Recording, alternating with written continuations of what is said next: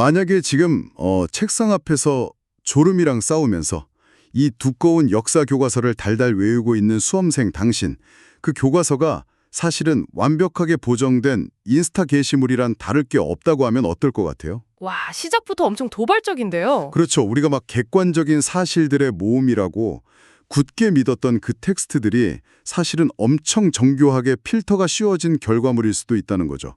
오늘 우리의 심층 탐구는 바로 이 발칙한 질문에서 출발합니다. 네, 진짜 흥미로운 접근이네요. 우리가 역사라는 과목을 대할 때 흔히 빠지는 착각이 바로 그거거든요. 과거에 일어난 그 팩트들을 그냥 쫙 모아두면 그게 곧 역사가 된다는 그런 순진한 믿음이죠. 네네, 맞아요. 하지만 오늘 우리가 해부해볼 이 텍스트는 그 믿음을 아주 산산조각 냅니다. 맞습니다. 진짜 치열하게 공부하면서 지적 갈증을 느끼고 있을 우리 고3 수험생을 위해서 오늘 아주 특별한 지문을 준비했거든요. 아, 그 마의 국악이죠. 네, 2026년 3월 고3 모의고사에서 오답률이 엄청 높을 것으로 예상되는 바로 그 32번 빈칸 추론 지문입니다. 32번은 늘 고도의 추상적인 사고를 요구하잖아요. 그러니까요. 오늘 다룰 지문을 관통하는 핵심 테마가 바로 Subjective Stories vs. Disciplined History, 즉 주관적인 이야기 대 규율화된 역사입니다. 네, 이 팽팽한 대립 구조죠.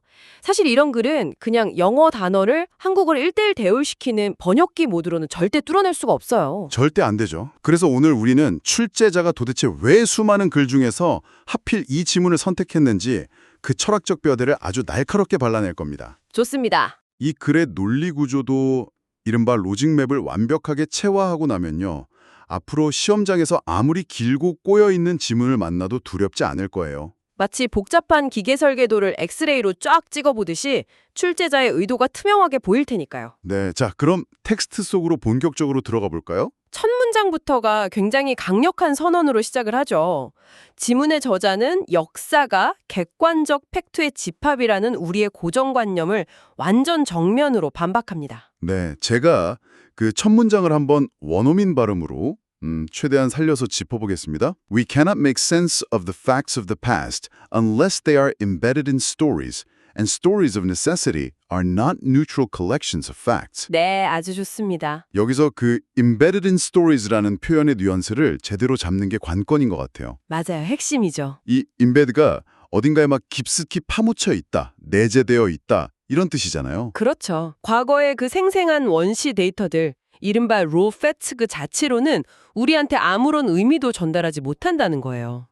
그냥 숫자나 사건의 나열일 뿐이니까요. 네, 예를 들어서 1789년 프랑스 혁명 발발 이런 데이터 자체는 그냥 무미건조하잖아요. 그렇죠. 우리가 그거를 제대로 이해하려면, 즉 make sense of 하려면 반드시 그 인물들의 갈등이나 시대적 배경 같은 하나의 이야기, 즉 스토리 속에 그 팩트들이 파묻혀 있어야만 한다는 겁니다. 아, 그러니까 팩트가 이야기라는 그릇에 담겨야만 비로소 소화가 가능하다는 거군요. 정확합니다. 근데 바로 그 다음 구절이 상황을 아주 복잡하게 만들어요. 네, 폭탄 선언이 하나 나오죠? Stories of necessity are not neutral collections of facts.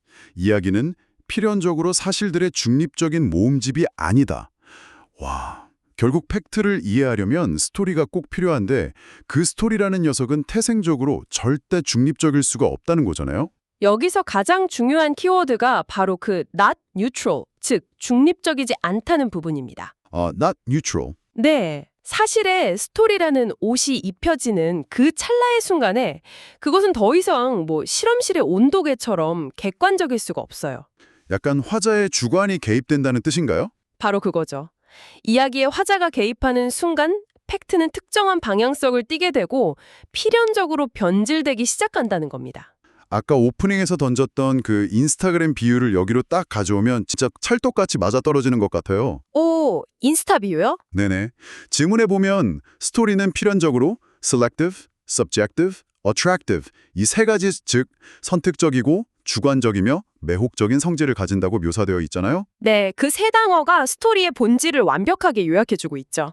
우리가 예쁜 카페에 가서 인스타에 올릴 사진을 찍는다고 한번 가정해봐요. 네네. 수십 장을 찍어서 그중에서 내 턱선이 제일 갸름하게 나온 거나 아니면 빛이 제일 예쁘게 들어온 단 한 장을 선택하잖아요. 셀렉티브한 거죠. 그렇죠. 엄청 신중하게 고르죠. 그리고 내 그날의 기분이나 감성에 맞춰서 막 채도나 명도를 조절하는 주관적인, 그러니까 subjective한 필터를 씌우고요. 네. 최종적으로 남들이 보기에 가장 매혹적인 상태, 즉 attractive하게 포장해서 업로드를 한단 말이죠. 와, 진짜 완벽한 비유네요. 지문에서 말하는 스토리가 역사적 사실에 입혀지는 과정이 정확히 필터링 과정이랑 똑같다는 생각이 들었어요. 텍스트의 핵심을 완전 꿰뚫으셨어요. 지문에서도 작가는 이렇게 못을 봤거든요. The shortest of stories is the result of choices, conscious and unconscious. 아, 가장 짧은 이야기조차도 의식적이든 무의식적이든 선택의 결과물이다. 네. 아무리 무심코 던진 짧은 이야기라고 할지라도 그 안에는 이미 무엇을 말하고 무엇을 뺄지에 대한 화자의 선택이 녹아들어 있다는 거죠. 그 인스타 사진에서 뒷배경에 좀 지저분한 쓰레기통이 있으면 그거 프레임 밖으로 잘라내잖아요. 그런 치밀한 선택처럼요. 쓰레기통을 잘라내는 선택. 네, 딱 그겁니다. 근데 그렇게 들으니까 약간 등골이 서늘해지는데요. 왜요? 아니, 인스타 필터야 뭐 씌우든 말든 개인의 자유인데 역사적 사실을 다루는 데 있어서 이런 선택이란 필터링이 들어간다면 분명히 치명적인 문제가 생길 수밖에 없잖아요. 그렇죠.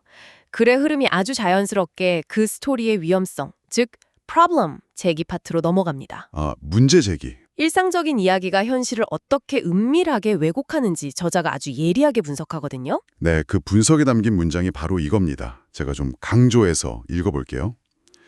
Stories influence subtly, invest power, make hidden moral judgments, and always distort by omission, whether intentionally or not. 네, 해석을 해보자면 이야기는 미묘하게 영향을 미치고 권력을 부여하며 숨겨진 도덕적 판단을 내리고 항상 생략을 통해 왜곡하는데 의도적이든 아니든 그러하다인데요. 근데 전문가님, 여기서 잠깐 멈추고 제가 아주 날카로운 질문 하나 던져도 될까요? 오, 좋죠. 어떤 질문인가요? 제가 진짜 수험생 입장에서 이 문장을 딱 읽었다면 여기서 고개가 좀 갸웃거려질 것 같거든요. 어느 부분에서요? 보통 우리가 현실을 왜곡한다, 그러니까 디스톨트 한다고 하면 아예 없는 사실을 막 악의적으로 지어내거나 뻔뻔하게 거짓말하는 걸 떠올리잖아요. 그렇죠. 가짜 뉴스 같은 거요. 네네. 근데 이 글의 저자는 왜 하필 distort by omission, 즉 생략을 통한 왜곡을 가장 조심하라고 강조하는 걸까요? 아주 좋은 지적입니다. 게다가 이게 always, 항상 일어나는 일이라고 막 단정 짓고 있단 말이에요. 그냥 대놓고 치는 거짓말이 훨씬 더 치명적인 왜곡 아닌가요? 아, 진짜 훌륭한 비판적 접근이네요. 바로 그 지점이 수능 출제진들이 이 지문을 엄청 매력적으로 느낀 결정적인 논리 포인트입니다. 진짜요? 네, 지금 듣고 계신 수험생 여러분도 이 대목에서 딱 의문을 품었다면 지문을 수동적으로 읽는 게 아니라 작가랑 대화를 나누고 있다는 아주 좋은 증거예요. 와, 칭찬받았네요. 질문에 답을 해보자면 이렇습니다. 없는 걸 지어내는 명백한 거짓말은 사실 오히려 들통나기도 쉽고 방어하기도 쉬워요. 팩트체크 한번 딱 하면 무너지니까. 바로 그거죠. 근데 무언가를 교묘하게 빼버리는 것, 즉 오미션, 생략은 가장 알아채기 힘들고 교활한 왜곡 방식입니다. 하긴 보여주지 않은 걸 알아채기는 진짜 어려우니까요. 돋보기의 원리를 한번 생각해 보세요. 돋보기요? 네. 어떤 사건에서 특정 부분만 아주 크게 확대해서 보여주면 사람들의 시선은 자연스럽게 그 빛이 모이는 곳으로 쏠리잖아요. 그렇죠. 돋보기 안쪽만 보게 되죠. 그러면 돋보기 프레임 밖의 나머지 진실들은 거짓말을 전혀 하지 않았는데도 불구하고 자연스럽게 시야에서 싹 사라져버립니다. 와, 소름 돋네요. 화자는 자기한테 불리한 팩트를 그저 생략함으로써 유리한 프레임을 짜고 은연중에 특정 집단의 인베스트 파워, 즉 권력을 부여하거나 대중이 도덕적 판단을 내리도록 유도하는 거죠. 그러니까 나는 거짓말은 단 한마디도 안 했어. 있는 그대로의 사실만 말했잖아. 이렇게 항변하면서도 사실은 핵심적인 팩트들을 쏙쏙 빼놓는 거죠. 맞아요. 전체 맥락을 뒤집을 수 있는 것들만 선택적으로 편집한다는 거군요. 그게 바로 작가가 경고하는 distort by omission의 진짜 무서운 실체였네요. 맞습니다. 일상적인 스토리텔링이 이토록 주관적이고 우리의 인식을 조작할 수 있는 짙은 위험성을 내포하고 있다는 걸 이해하는 것. 그게 이 텍스트 전반부를 장악하는 혁신 미션이었습니다. 와, 여기까지 듣고 나니까 상황이 진짜 엄청 심각하게 느껴져요. Everyday stories, 일상적인 이야기가 이렇게 은밀하게 우리를 조종할 수 있다면 도대체 수험생인 우리, 나아가서 우리 시민들은 이 과거의 정보들을 어떤 눈으로 바라봐야 하는 걸까요? 이제 글의 분위기가 딱 전환되죠? 네, 드디어 저자의 솔루션, 해결책 파트가 등장합니다. 문제를 실컷 헤집어놨으니까 이제 강력한 카운터펀치를 날릴 차례죠. 제가 읽어보겠습니다. This is why all educated citizens need not just facts about the past, but history as a discipline. 네, 이것이 모든 학식 있는 시민에게 과거에 대한 사실뿐만 아니라 학문으로서의 역사도 필요한 이유이다. 여러분 여기서 수능 영어를 푸는 아주 중요한 실전 꿀팁이 하나 숨어 있습니다. 오, 단어 팁인가요? 네, 바로 디스플린이라는 단어인데요. 보통 이 단어를 보면 십중팔구, 훈육, 기강, 규율 약간 이런 뜻을 먼저 떠올리잖아요. 그렇죠. 학교에서 선생님이 기강 잡을 때 쓰는 그 단어. 네네. 그래서 역사는 기강을 빡세게 잡아야 한다는 뜻이구나. 이렇게 엉뚱하게 해석하면서 길을 잃는 수험생들이 진짜 많아요. 아유, 그렇게 바이성을 놓치면 글 전체 방향성을 완전히 잃게 되죠. 맞아요. 평가원 모의고사 같은 아카데믹한 텍스트에서 이 디스플린은 학문적 규율 혹은 하나의 독립된 학문 분야 자체를 의미하는 경우가 대단히 많습니다. 아주 중요한 코드 스위칭 포인트네요. 그러니까 여기서는 주관적이고 입맛대로 편집되는 스토리를 엄격하게 통제할 수 있는 시스템, 즉 학문적 규율로서의 역사, 히스토리 에서 디스플린이 필요하다는 강력한 해결책을 제시한 거예요. 네. 근데 진행자님, 여기서 아까 던지셨던 그 예리한 질문을 다시 빌려와서 한 번 더 비판적으로 파고들어 볼까요? 어떤 부분이죠? 제가 또 무슨 질문을 할 수 있을까요? 학문적 규율로서의 역사를 연구하는 역사학자들도 결국은 다 사람이지 않습니까? 그들도 인간이다. 네. 그들 역시 각자의 정치적 성향이나 살아온 환경 같은 주관성에서 100% 자유로울 수는 없잖아요. 그렇죠. 어떤 증거를 고를지 선택하는 과정에서 편향이 무조건 개입될 텐데 이 디스플린, 학문적 규율이라는 게 도대체 어떻게 그 주관적 왜곡을 막아줄 수 있다는 걸까요? 와, 날카롭네요. 역사가도 결국 인간인데 그 사람이 쓴 글이 일상적 스토리랑 뭐가 그리 다르냐? 이런 반문이잖아요. 네, 바로 그 지점입니다. 지문에서는 이 학문적 규율이 일상적 지식이랑 어떻게 다른지 아주 길고 무시무시한 단어들로 막 설명을 하고 있어요. 제가 한번 쭉 읽어볼 테니까 멘붕 오지 마시고 들어보세요. 네, 천천히 읽어주세요. 이 규율에 따른 역사적 논증은 다음과 같은 것들에 대한 익숙함을 요구한대요. 첫째, familiarity with abstract generalizations, 추상적 일반화에 대한 익숙함. 둘째, familiarity with prior scholarly discourse, 이전의 학문적 담론에 대한 익숙함.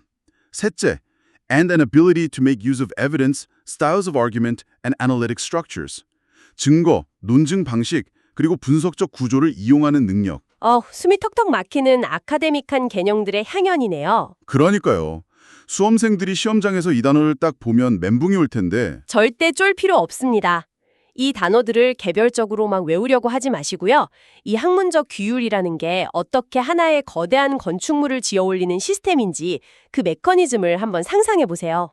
건축물이요? 파르테논 신전 같은 거요? 네네, 딱 그런 튼튼한 건물이요.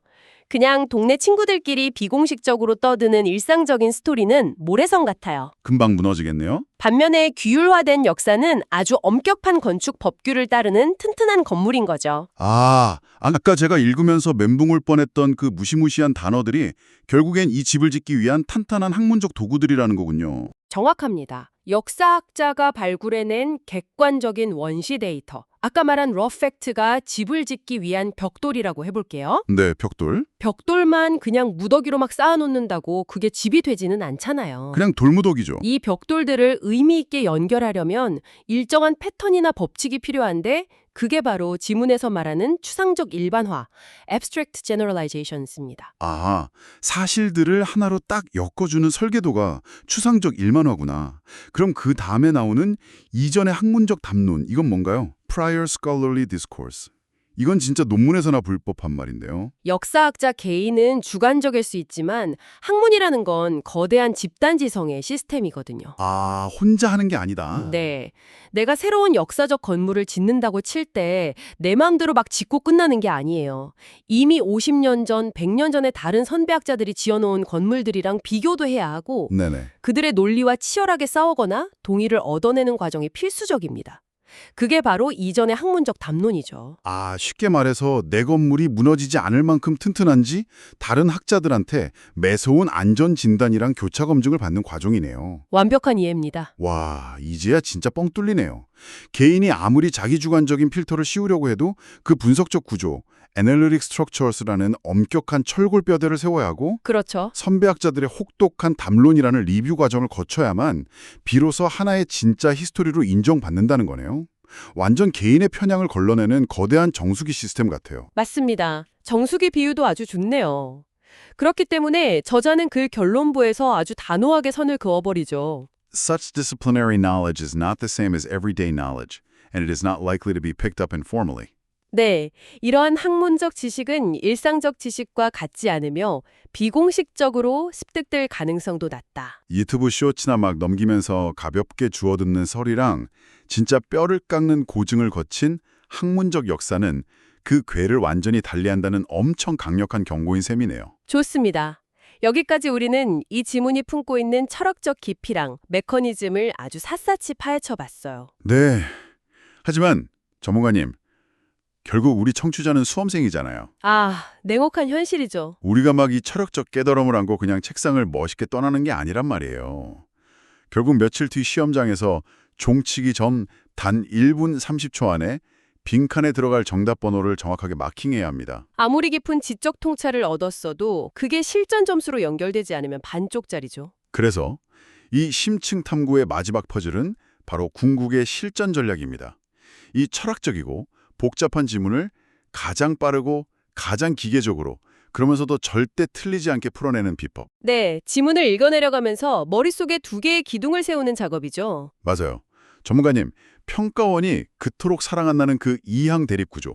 이걸로 이 지문을 실전에 맞게 쫙 세팅해 주시죠. 수능 영어, 특히 고난도 빈칸 추론을 정복하는 가장 강력한 무기가 바로 지문을 이항 대립, 즉 다이코토미 구조로 단순화시키는 겁니다. 이항 대립이요. 출제자들은 항상 두 가지 상반된 개념을 양쪽 저울에 딱 올려놓고 글을 전개하는 걸 극도로 선호하거든요. 아, 저울질하기? 네, 이 지문 역시 아주 전형적이고 아름다운 A 대 B의 대립 구조를 띠고 있습니다. 수험생 여러분, 지금 눈 감고 머릿속에 두 칸으로 나뉜 표를 하나 딱 그려보세요. 왼쪽 칸은 A그룹, 오른쪽 칸은 B그룹이라고 이름 붙여볼까요? 좋습니다. 왼쪽 A그룹의 타이틀은 일상적 이야기, Informal Stories입니다. 네, Informal Stories. 자, 아까 우리가 분석했던 내용들을 쭉 떠올려 보면서 이 녀석의 속성표를 채워봅시다. 본질이 어땠죠? 매우 주관적, subjective하고 인스타 필터처럼 무언가를 선택하죠, selective. 네, 그럼 결과는 어떻게 만드나요? 불리한 팩트를 생략해서 진실을 왜곡합니다. distorting. 아주 좋아요. 습득 감식은요? 뼈 빠지는 공부 없이 그냥 주위에서 비공식적으로 주워듣는 지식이죠. picked up informally. 완벽합니다. A그룹은 한마디로 요약하면 인스타 필터 잔뜩 낀 위험하고 주관적인 카더라 통신, 이거네요. 그럼 반대편 오른쪽 B그룹으로 넘어가 보죠. 타이틀은 당연히 규율화된 역사, Disciplined History입니다. 네, 이 녀석의 속성표는 A그룹이랑 완전 정반대여야겠죠. 본질은 단순히 흥미로운 게 아니라 고도로 객관적이고 분석적입니다. 애널리틱하죠. 네네. 아까 그 철골 구조. 결과를 도출하려면 추상적 일반화나 증거 같은 무거운 학문적 도구들이 필요하고요. academic tools. 습득 방식 역시 동네에서 그냥 주워듣는 게 아니라 피나는 학문적 노력, scholarly effort와 훈련을 통해서만 얻을 수 있습니다. 오케이, 머릿속에 A와 B의 대조표가 진짜 완벽하게 세팅됐어요. 그럼 이걸 실전 문제 풀이에 도대체 어떻게 써먹느냐? 이게 핵심이잖아요. 당연하죠. 네, 여러분, 지문을 읽다가 빈칸, 블랭크가 뚫려있는 위치를 딱 정확히 확인하세요. 만약에 출제자가 빈칸을 A그룹인 스토리의 속성을 설명하는 자리에 뚫어놨다. 그러면 어떻게 해야 하죠? 그러면 지문의 내용이 막 아무리 길고 복잡하게 꼬여 있었어도 선택지 5개 중에서 무조건 주관적이다, 무언가를 생략해서 왜곡한다, 비공식적이다, 중립적이지 않다, 이런 뉘앙스를 품고 있는 선지를 가차없이 골라내면 됩니다. 바로 그겁니다. 반대로 빈칸이 B그룹인 디시플린드 히스토리를 수식하는 자리에 위치해 있다면요. 그때는 진짜 뒤도 돌아보지 말고 분석적인 구조가 필요하다. 엄격한 증거가 수반된다. 학문적 노력이 들어가야 한다. 이런 속성을 가진 선지를 확 낚아채야죠. 수능 영어에서 흔히 말하는 paraphrasing, 재진술이라는 게 결국 이겁니다. 아, 겉모습, 즉 단어는 다르게 생겼어도 그 뼛속 깊은 뉘앙스가 A그룹에 속하느냐, B그룹에 속하느냐, 이걸 판단해내는 거시적인 숨은 그림 찾기 게임이네요. 실전이랑 철학을 아주 완벽하게 연결하셨어요. 수능 출제지는 여러분이 단순히 영단어 뜻 아는지 묻는 게 아니거든요. 그럼요. 이 지문이 스토리가 현실을 왜곡한다는 문제를 프로블럼.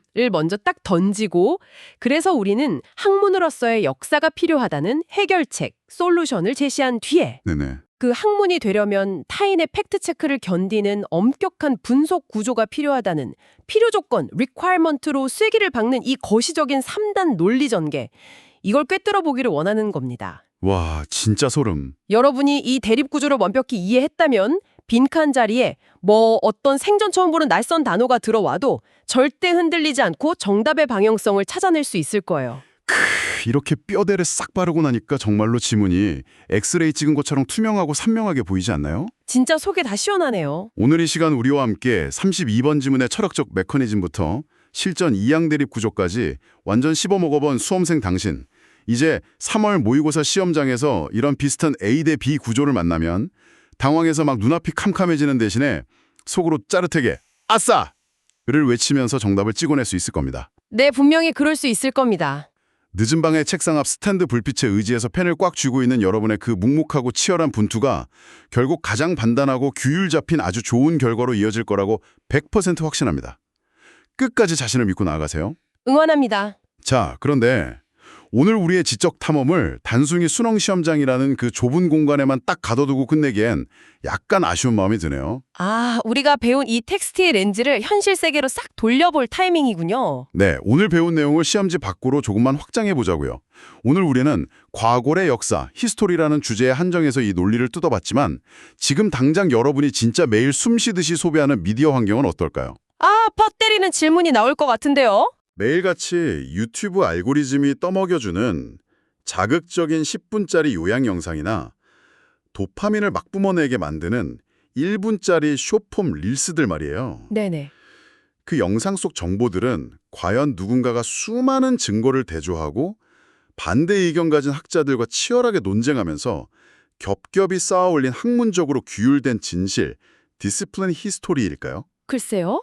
아니면 오직 조회수랑 알고리즘의 간택을 받기 위해서 가장 자극적인 필터를 씌우고 크리에이터한테 불리한 팩트들은 교묘하게 프레임 밖으로 잘라내서 여러분의 생각과 가치관에 엄청 은밀하게 영향을 미치는 주관적이고 매혹적인 스토리, subjective stories에 불과할까요? 와, 진짜 distort by omission, 생략을 통한 왜곡이라는 개념이 200년 전 역사책 안에서만 벌어지는 일이 아니네요. 지금 이 순간 우리가 손에 쥐고 있는 스마트폰 액정 안에서 진짜 매 초마다 일어나고 있다는 걸 뼈저리게 돌아보게 만드는 아주 훌륭한 도발입니다. 네.